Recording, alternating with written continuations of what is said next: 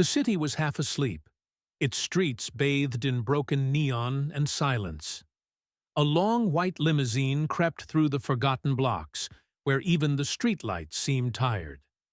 Inside, Elvis Presley sat slouched against the leather seat, icon to the world, yet privately restless, carrying a weight applause could no longer lift. Then he saw him.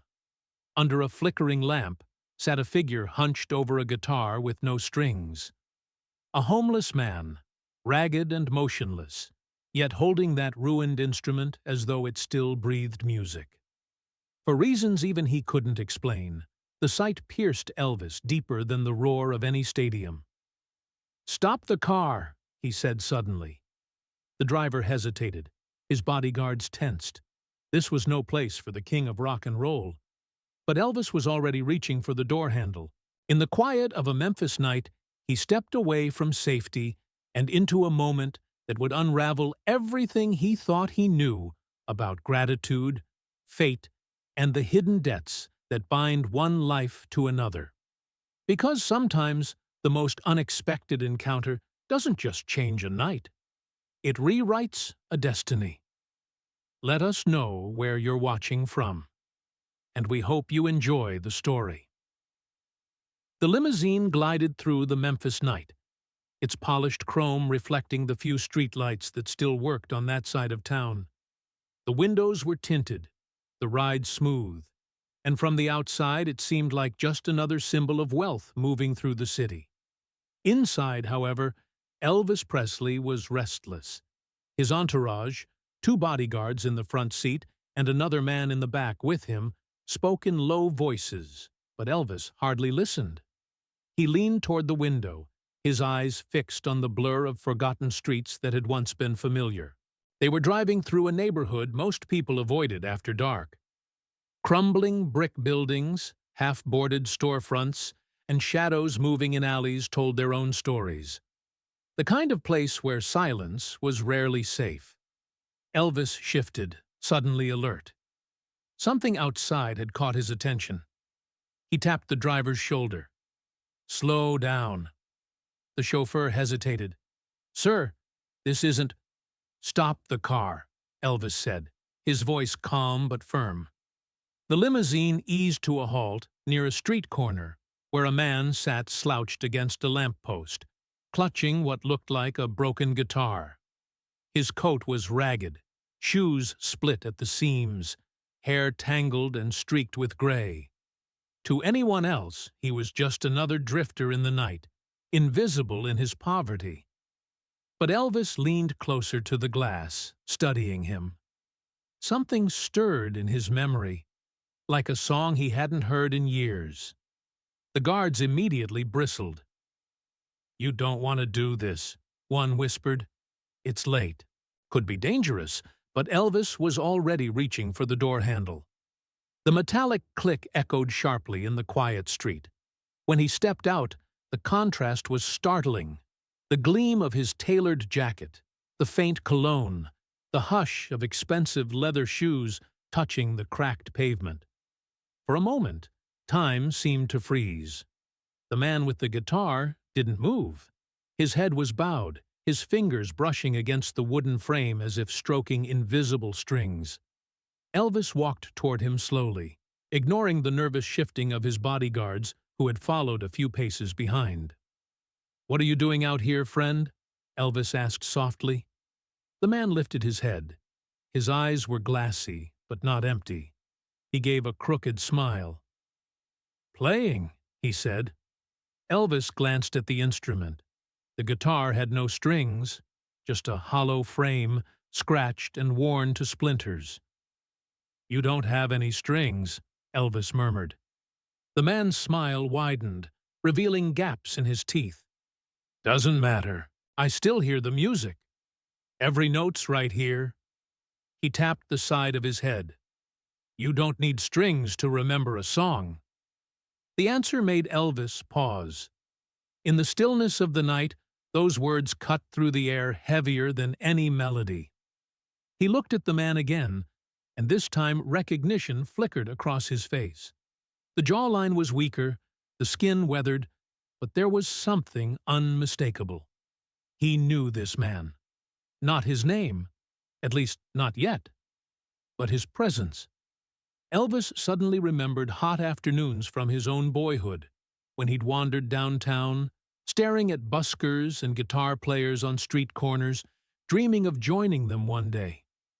And there, among them, had been this very face, though younger then, stronger, laughing between songs.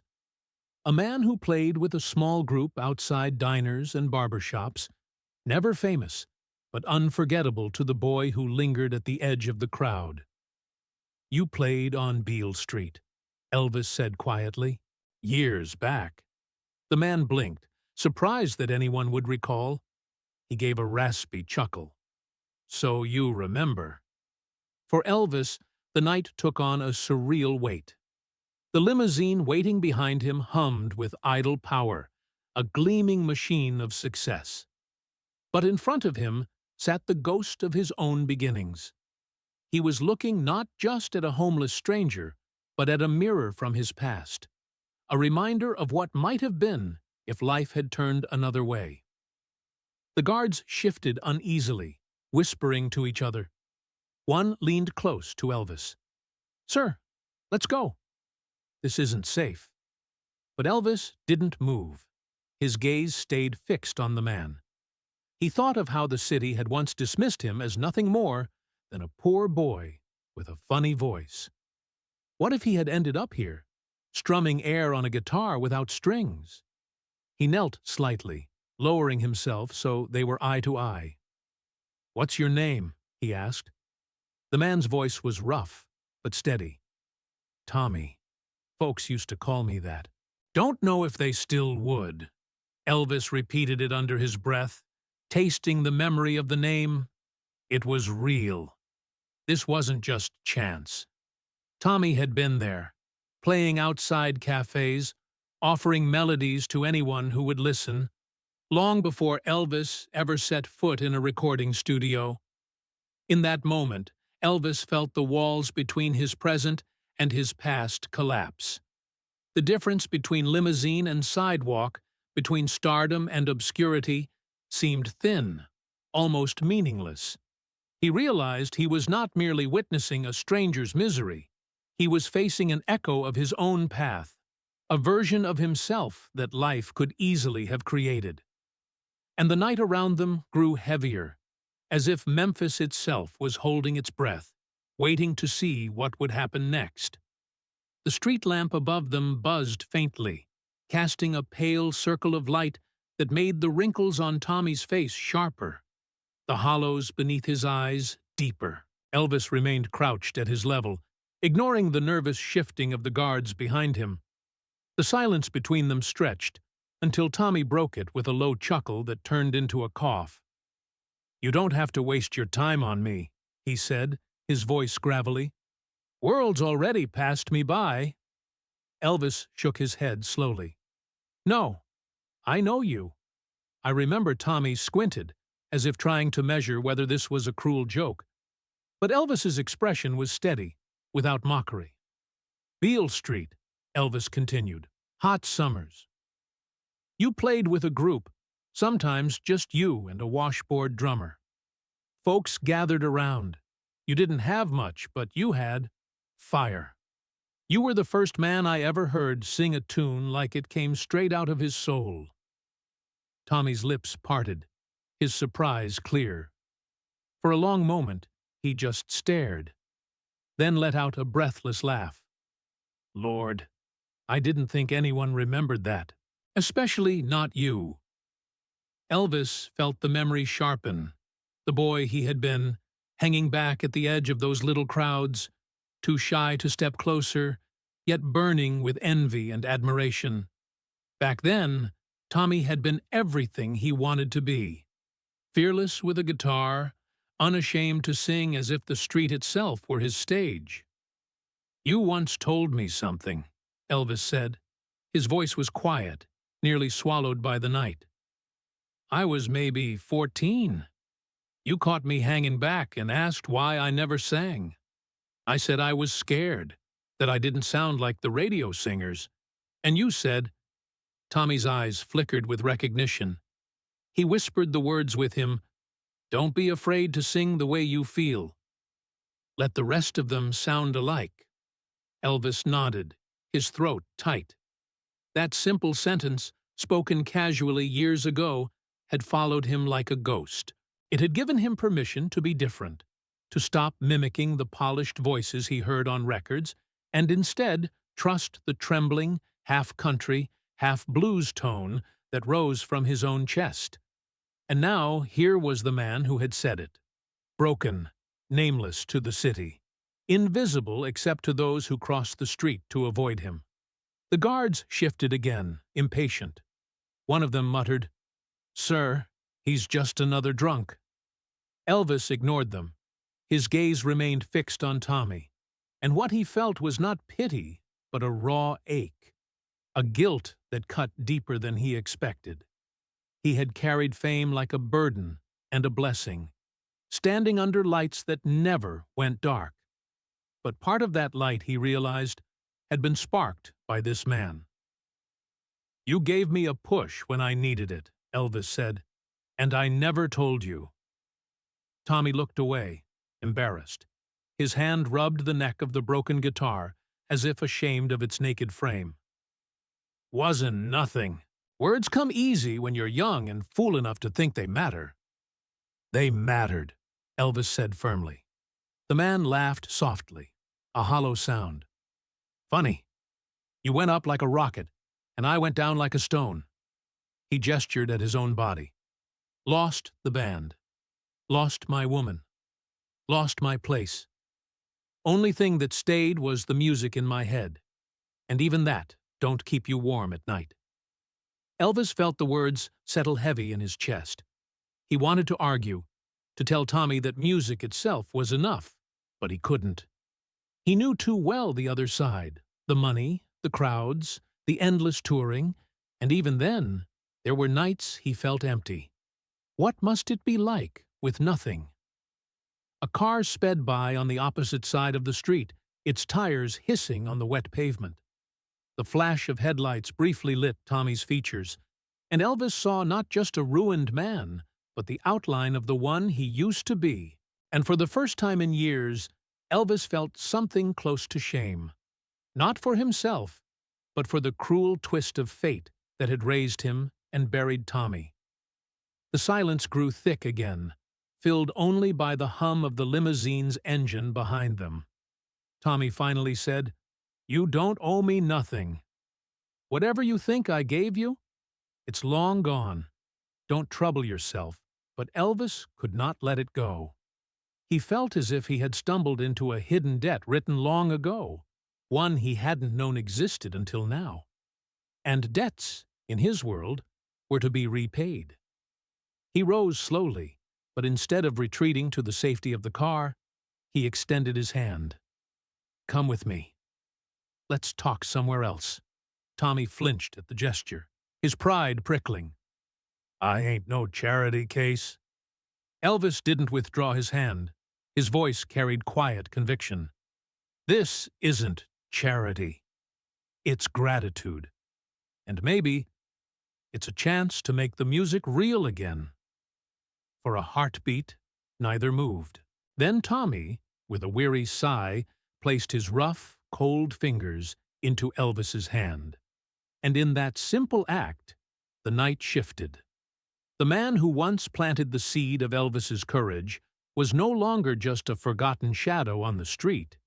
He was a living part of Elvis's story, returned like a verse from an old song. And as they turned toward the waiting limousine, the guards trailing reluctantly behind, Elvis felt a strange mixture of dread and hope. Dread because he knew the world would never understand what he was doing. Hope because he felt, for the first time in years, that he might finally pay back a piece of the past that had made him who he was. The limousine door swung open, and the guards exchanged uneasy looks. They had followed Elvis through enough unpredictable decisions to know when resistance was useless. Still, one muttered under his breath, "This ain't wise." Elvis didn't bother to answer. He guided Tommy toward the car, as if it were the most natural thing in the world. The contrast was jarring the moment Tommy stepped inside. The scent of polished leather, the faint trace of expensive cologne, the quiet hum of the engine. Every detail screamed of comfort. Tommy's ragged coat and worn shoes seemed like stains on a world that had no place for him. He shifted uncomfortably in the seat, glancing around as though he expected to be thrown out at any moment. The guards sat stiffly opposite him, their eyes suspicious, but Elvis leaned back, oddly calm. He studied Tommy in the dim interior light. The man clutched his broken guitar to his chest like a shield, afraid it might be taken from him, even though it had no strings, no sound left in it. Elvis broke the silence first. "You hungry?" Tommy hesitated. His pride tugged against his empty stomach. But, after a long pause, he nodded. "Haven't had much more than coffee in 2 days." The limousine pulled away, and Elvis gave the driver instructions. They rolled through downtown Memphis until they stopped outside a neon-lit diner, one of the few places open at that hour. Inside, the smell of frying bacon and strong coffee spilled into the night. The moment Elvis entered with Tommy, the room froze. Customers turned from their plates, forks suspended in midair. The waitress behind the counter dropped a menu with a soft thud. They were used to celebrities stopping by, but not like this. Not the king of rock and roll leading in a ragged homeless man as though he were family. The guards scanned the room, tense, but Elvis ignored the stares. He slid into a booth and motioned for Tommy to sit across from him. Tommy did so reluctantly, his shoulders hunched, eyes lowered. The waitress approached nervously, her voice faltering. "What can I get y'all tonight?" "Bring him whatever he wants," Elvis said, nodding at Tommy. Tommy cleared his throat, embarrassed. "Just coffee's fine." "No," Elvis said gently but firmly. "Get a meal. A real one."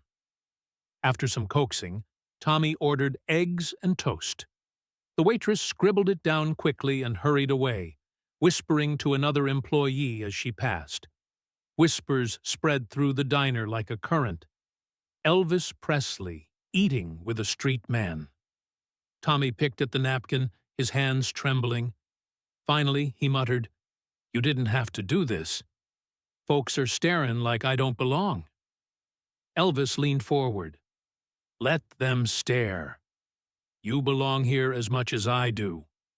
The words were simple, but Tommy's eyes flickered with something fragile, almost like gratitude he didn't dare show. The food arrived. Tommy ate slowly at first, then with urgency, as though each bite reminded him how long he had gone without. Elvis watched quietly, not with pity, but with a kind of reverence, as if he were witnessing a man reclaim a piece of dignity. Halfway through the meal, Tommy set down his fork and began humming under his breath. It was so soft Elvis almost missed it at first, but then the melody grew clearer. A raw, unpolished tune, sung not for the room, but for himself. Elvis froze. The sound tugged at a buried corner of his memory. It was a melody from years ago, back on those same Memphis streets where he had first heard Tommy sing.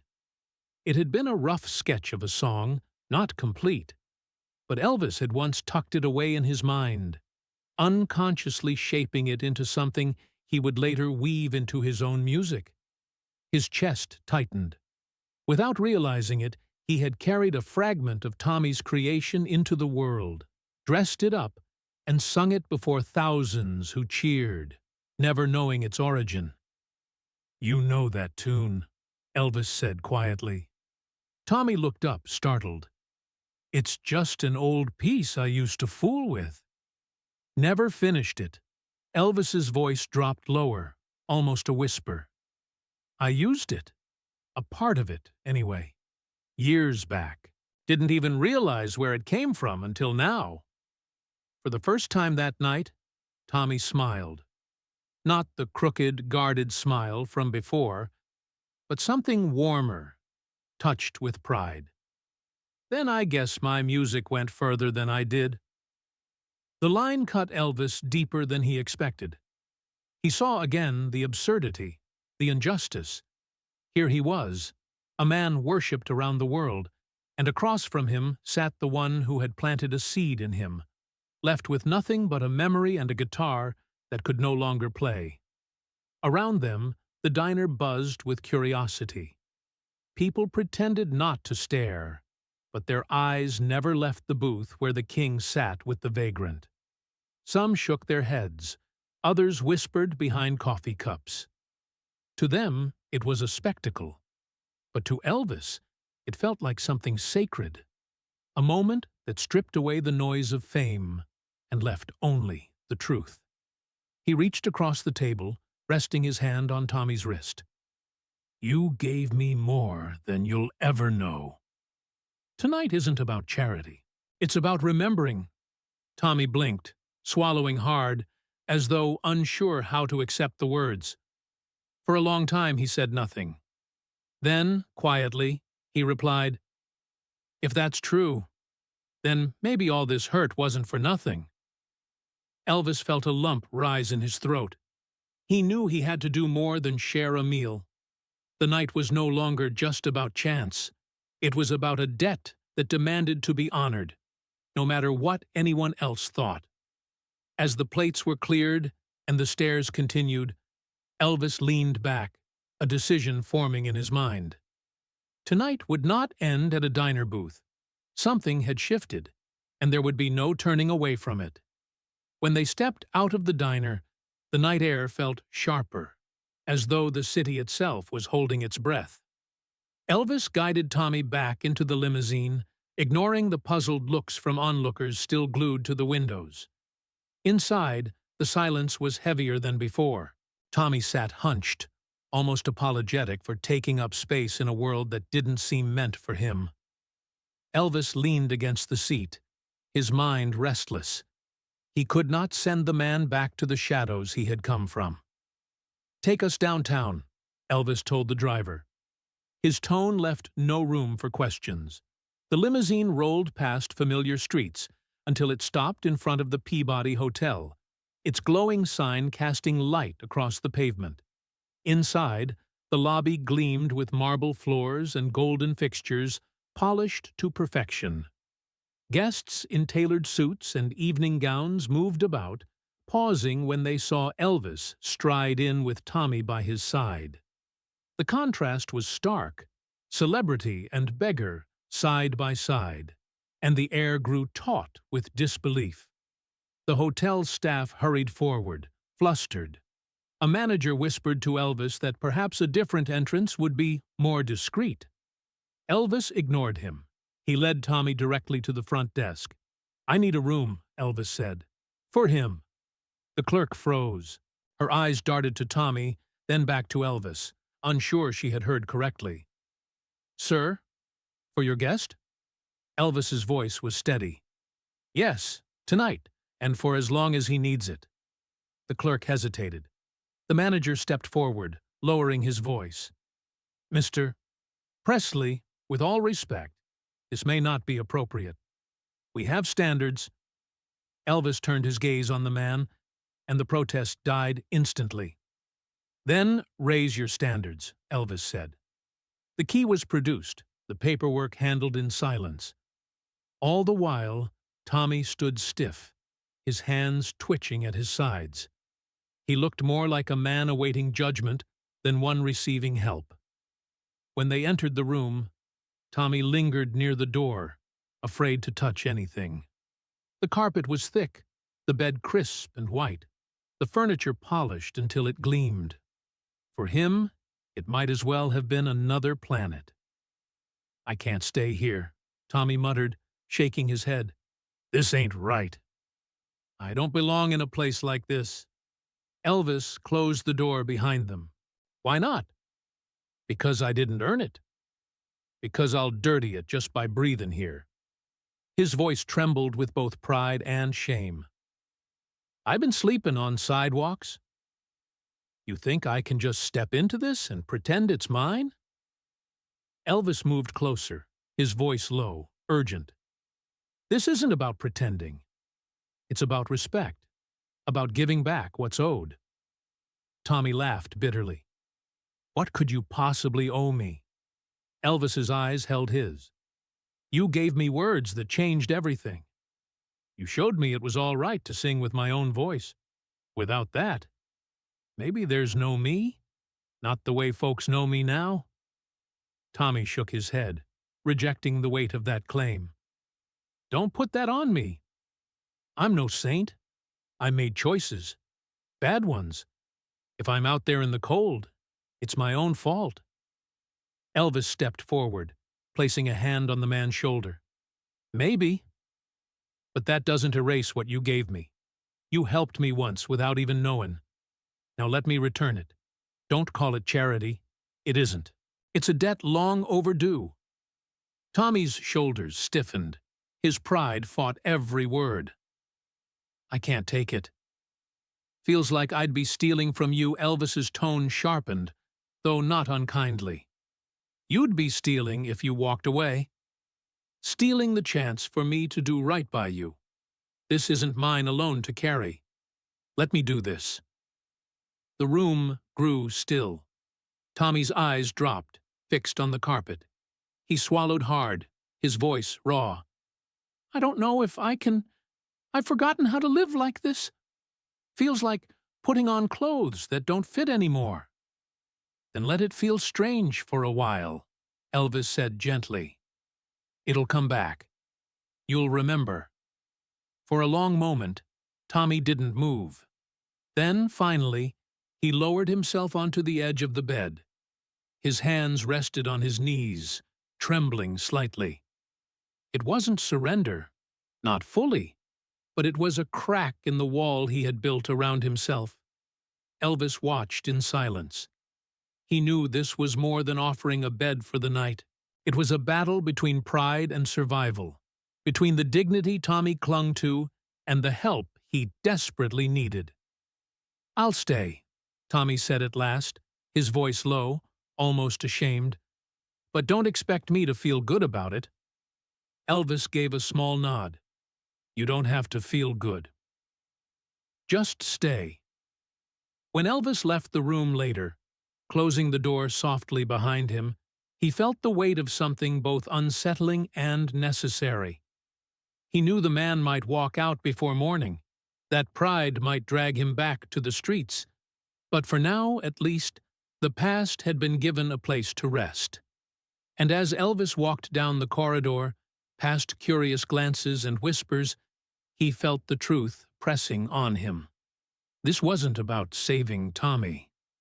It was about honoring the invisible thread between them, a bond no one else could see, but that tied their lives together in ways too deep to ignore.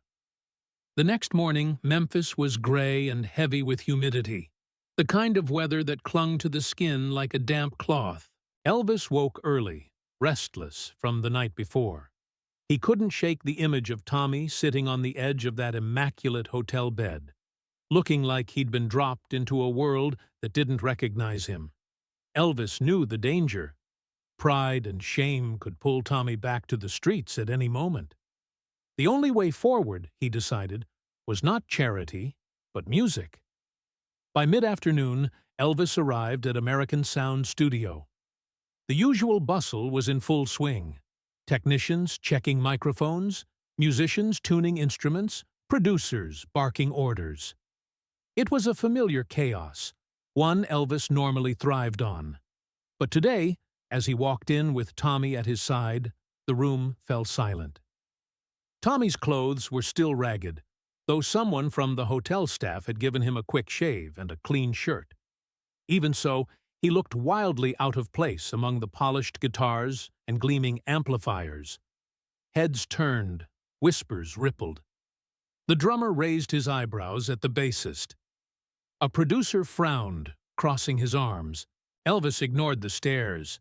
He guided Tommy toward the center of the room. I want him to have a guitar, Elvis said. One of the assistants nearly dropped a coil of cables. "Sir!" "You mean—" "Yes," Elvis interrupted. "Get one." A gleaming sunburst Gibson was placed in Tommy's hands. At first, he held it stiffly, almost afraid of damaging it.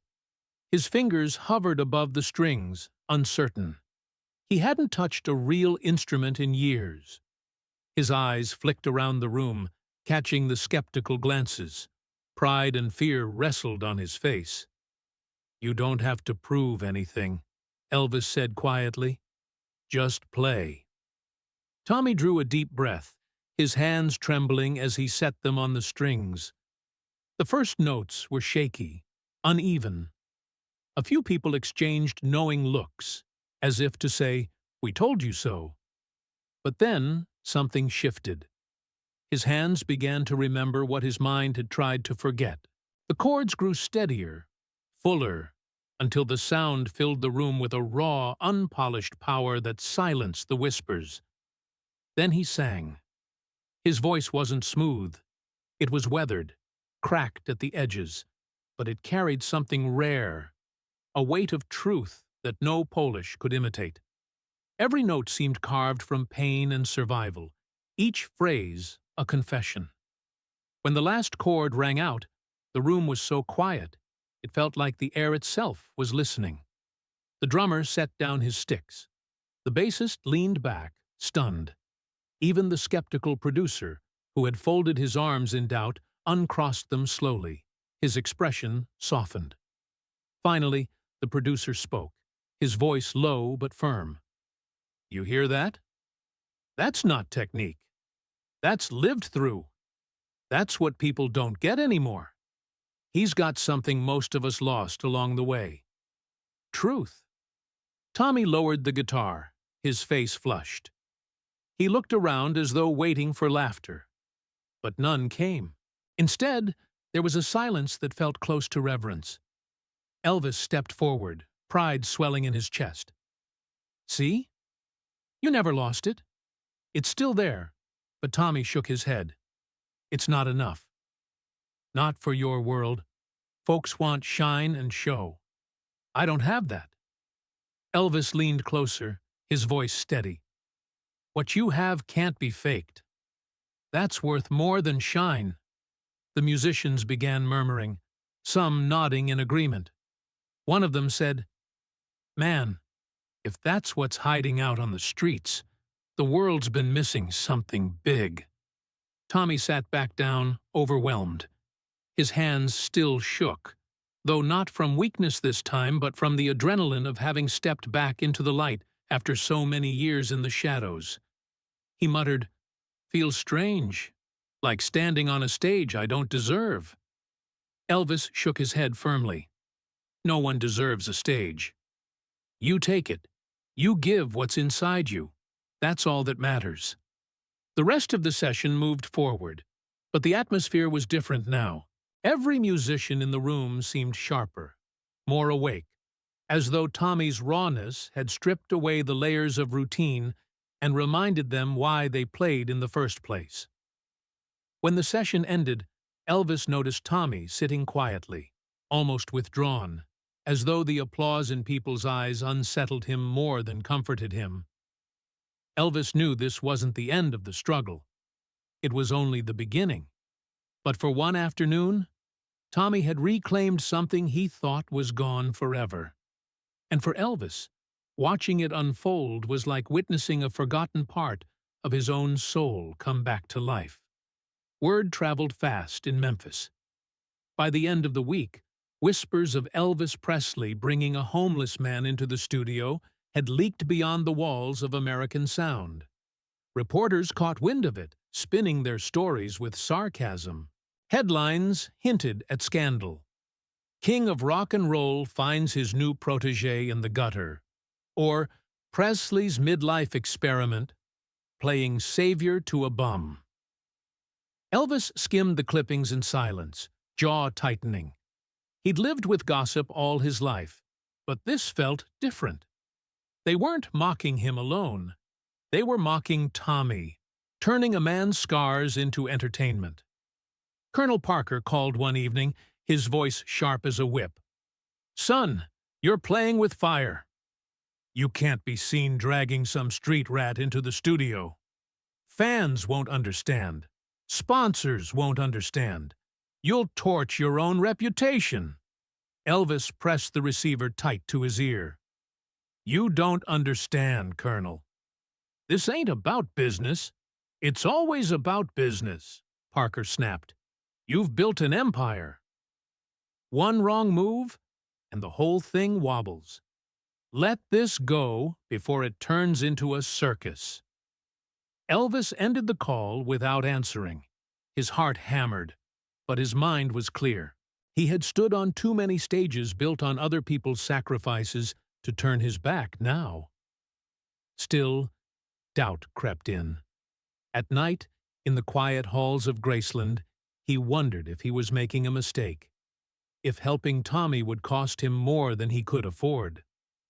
Yet the memory of Tommy's cracked voice filling the studio silenced those doubts. There was something real in that sound, something the world had forgotten. But then came the night Tommy disappeared. Elvis had arranged for him to stay another week at the Peabody. Each day he checked in, making sure Tommy had meals, a clean bed, a place to rest. But when Elvis arrived one evening, the hotel manager met him at the door with an uneasy expression. "Mr. Presley, your guest is gone. Checked out this afternoon. Left no word, no forwarding address." Elvis's stomach dropped. He hurried upstairs, pushing open the door to the room. The bed was made, the closet empty. The air smelled faintly of soap, as though someone had tried to erase any trace of a life lived there. On the desk lay a single object, Tommy's old guitar, still stripped of strings. The wood was worn smooth from years of use, its silence louder than any chord. No note, no explanation, just the broken instrument, abandoned like a gravestone for their brief reunion. Elvis picked it up, running his fingers along the neck. The absence of strings felt like an accusation.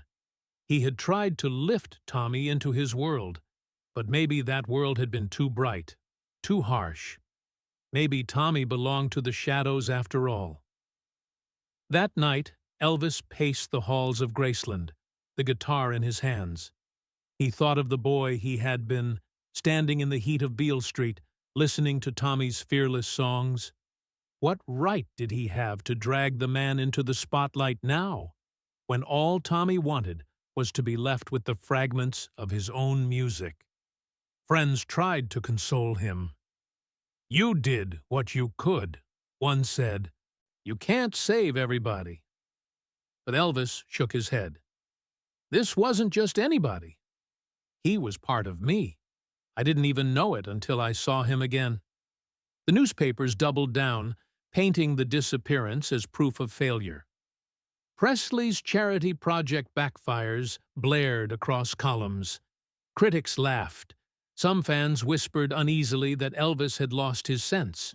For Elvis, the noise blurred into background static. What cut through was the emptiness of Tommy's absence. He replayed the studio session in his mind, the way the room had gone silent, the way hardened musicians had leaned forward, drawn in by a voice that carried truth. Now that voice was gone, swallowed again by the streets. Elvis sat alone in his study, the stringless guitar propped against the chair.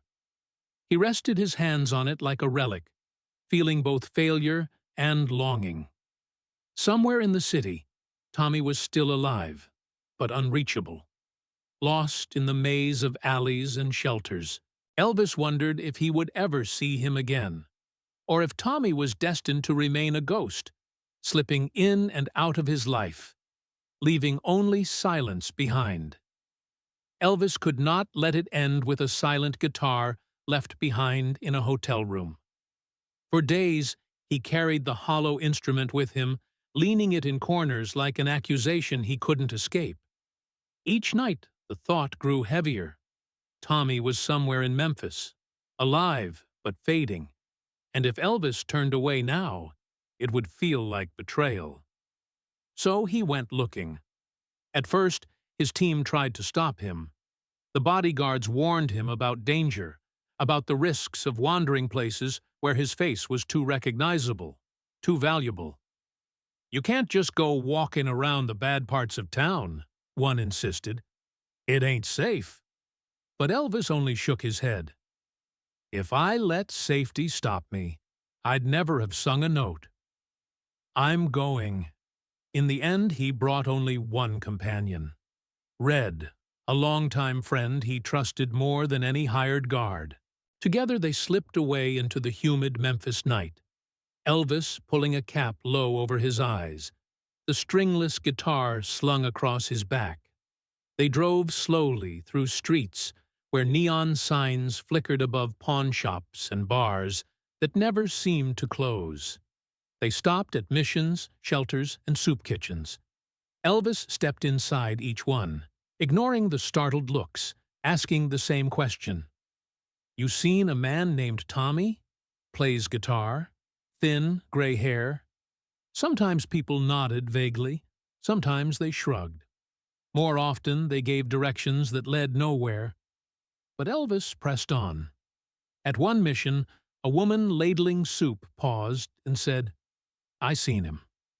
Couple nights ago. He plays out back sometimes for the others. Not with strings, though. Just tapping and humming. Folks like it. Makes the food taste warmer." That night, Elvis and Red followed her directions, weaving through alleys slick with rain. The city seemed to close in on them, the glow of Graceland's chandeliers a world away. Finally, from a distance, Elvis heard it. A low humming, a voice rough but steady, floating through the night like smoke. They turned a corner and found him. Tommy sat in a vacant lot littered with broken bottles and rusted metal. A half-dozen men and women huddled around a fire in a dented barrel, their faces lit orange by the flames. Tommy sat on a crate, strumming an old guitar someone had scavenged. This one barely holding together, but with strings intact.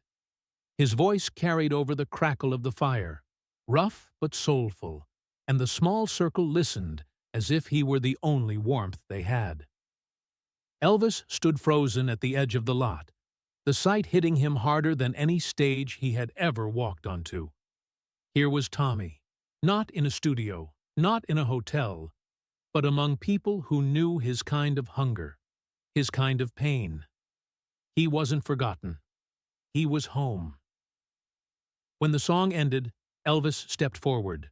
The group stirred uneasily, eyes widening as they recognized him. But Tommy only looked up slowly, squinting through the firelight. "You found me," he said. His voice carried neither surprise nor apology, only a quiet acceptance. "Why'd you leave?" Elvis asked, his voice tight. Tommy set the guitar on his lap, hands resting on the strings. "Because you don't understand. This is where I belong. These are my people. They listen because they need it, not because of who I used to be. Out there, in your world, I'm a sideshow. In here, I'm just a man with a song." Elvis's chest ached. He wanted to argue, to tell Tommy he was worth more, that he had a gift too rare to waste on empty lots and broken bottles. But as he looked at the faces around the fire, faces soft with gratitude, eyes reflecting light and music, he couldn't deny the truth. Tommy was giving them something real. Still, Elvis stepped closer, lowering his voice. "I wasn't trying to drag you into something you didn't want. I just wanted you to know you weren't forgotten." Tommy studied him for a long moment. Then he smiled faintly, the firelight deepening the lines on his face. "I'm not forgotten. Not here. They'll remember me in the only way that matters. You're chasing a different kind of memory. Let it be." For a moment, the two men stood in silence, the crackle of the barrel fire between them like a barrier neither could cross. Then Elvis lifted the stringless guitar from his shoulder and set it down beside Tommy. "You left this behind," Elvis said softly. "Thought maybe you'd need it again." Tommy's eyes lingered on the silent instrument. He didn't pick it up, but he nodded. "It was never mine alone. Maybe that's why I left it." Elvis felt something inside him break and settle at the same time. He realized that whatever future he had imagined for Tommy, studio sessions, applause, redemption, wasn't what the man wanted. Tommy had chosen his stage, however small, and Elvis had to accept it. As Elvis and Red turned to leave, the circle around the fire closed again, Tommy's voice rising in another rough, aching tune. It followed Elvis into the night, chasing him through the alleys, haunting and beautiful in its imperfection. And Elvis understood then that sometimes the truest music wasn't meant for stadiums or record players. Sometimes it lived in shadows, sung only for those who needed it most. A few days later, Elvis arranged something that puzzled everyone around him. No television crews, no arena, no screaming crowds, just a small gathering at a private hall in Memphis, where he sometimes rehearsed. The place seated maybe 100 people at most, the kind of space used more for friends, musicians, and insiders than for spectacle. Word spread quietly among his circle. Elvis was planning a one-off performance, invitation only. The curiosity was electric. Why would the king of rock and roll, who could fill stadiums in hours, choose to play to such a tiny room? That night, guests trickled in. Musicians, songwriters, a few trusted friends, and some folks who had stood by him for years. They filled the modest hall, buzzing with speculation. The lights were low, the stage unadorned. No glittering jumpsuits, no elaborate production, just a microphone stand, a handful of instruments, and folding chairs arranged in rows. When Elvis finally walked on stage, the room erupted in warm applause. He wore a simple black shirt, not the flashy costumes the world expected, and his eyes carried a weight that silenced the crowd almost as soon as the clapping began. "Thank you for coming," he said softly, his voice carrying a gravity that made everyone lean forward. "Tonight's not about a show. It's about something real, something I want you to feel the way I've felt it." Then he gestured toward the side of the stage, and Tommy appeared. Gasps rippled through the audience. He wore the same worn clothes, cleaned but unmistakably aged and patched. His posture was hesitant, but when he sat on a stool with a guitar in hand, something changed. He looked less like a man dragged into the spotlight and more like one stepping into his own truth. Elvis gave no introduction, no explanation. He simply nodded to Tommy, who began to play. The first chords were raw, uneven, but then his voice rose, cracked, weathered, yet saturated with emotion. The room went utterly still. These were people used to polished acts, to stars performing at their peak. Yet Tommy's music held them in a way perfection never could. Every note sounded like survival, every lyric like confession. As he played, some in the audience shifted uncomfortably, as though the intimacy was too much. Others leaned in, transfixed. By the second song, the discomfort had vanished, replaced by an awe that few wanted to admit aloud. And then, something remarkable happened. Elvis walked across the stage, pulled a chair beside Tommy, and sat down. Without flourish, without fanfare, he joined in, first with quiet harmonies, then with full voice. The two blended, not polished, not rehearsed, but powerful in its honesty. The crowd, stunned, erupted in applause that shook the little hall. Not the wild cheers of a stadium, but a deep, sustained clapping that came from being genuinely moved. For once, the audience wasn't applauding fame. They were applauding truth. Tommy, flushed and sweating, looked bewildered. He whispered, "Why'd you do that?" Elvis leaned close enough for only Tommy to hear. Because music was never meant to be a one-man crown. It belongs to anyone who has the courage to sing it. They finished the set together. 3 songs, stripped bare, no lights or spectacle.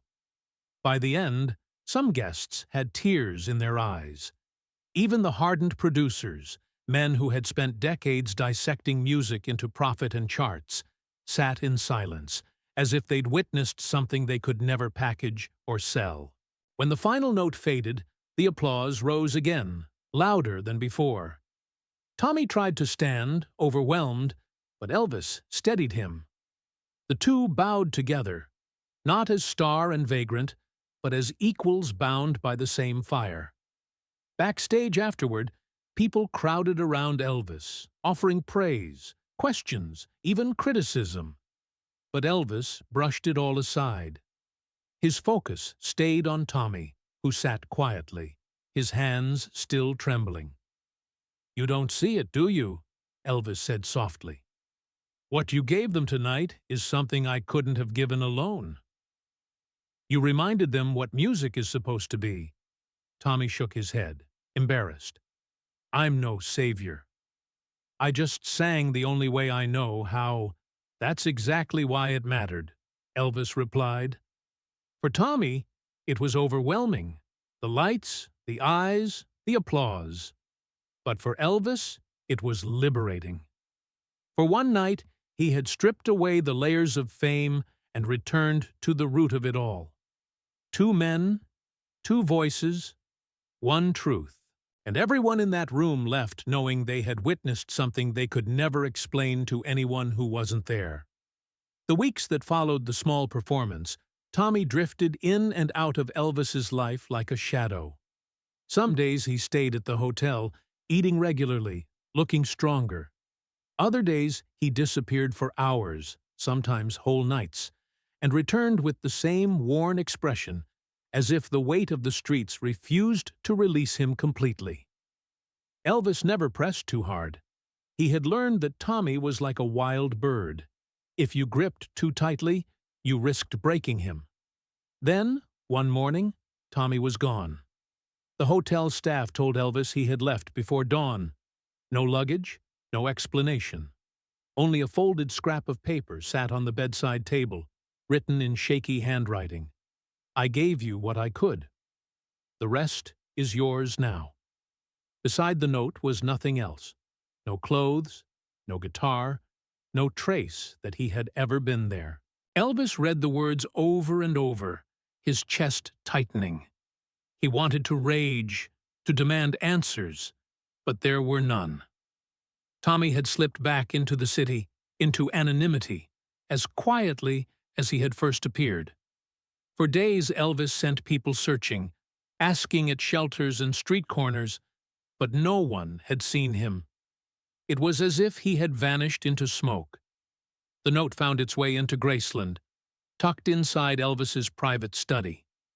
He kept it in a drawer, though more than once he pulled it out and read it before rehearsals or shows. To those who saw him in those moments, the look on his face was uncharacteristically solemn, almost prayerful. Few ever asked why. Months later, during a late-night rehearsal, Elvis surprised his band by humming a tune none of them recognized. It was rough at first, uneven, but as he repeated it, shaping the melody, they realized he was building something new. What they didn't know was that the tune wasn't new at all. It was the fragment Tommy had hummed softly that night in the diner, the half-forgotten song that had lodged itself in Elvis's memory. Over time, Elvis wove the motif into one of his own pieces, not as a direct lift, but as a thread. Hidden, subtle, almost invisible unless you knew where to listen. He never told anyone its origin. Not his producers, not his bandmates, not even his closest friends. It remained his secret, a private tribute to the man who had once given him courage when he was just a scared boy. When he sang it on stage, audiences cheered without knowing. To them, it was simply another Elvis song, charged with the familiar passion of his voice. But inside, Elvis knew he was carrying something far more personal. Each time he hit those notes, he felt Tommy beside him, unseen yet present, like a ghost threading through the music. Those closest to Elvis noticed small things. Before certain shows, he would sit quietly in his dressing room, holding the folded note for a moment before tucking it back into his pocket. Sometimes he touched the old, stringless guitar he kept in a corner of the room, running his fingers along its silent body as if drawing strength from it. He never spoke of Tommy publicly. The world never knew.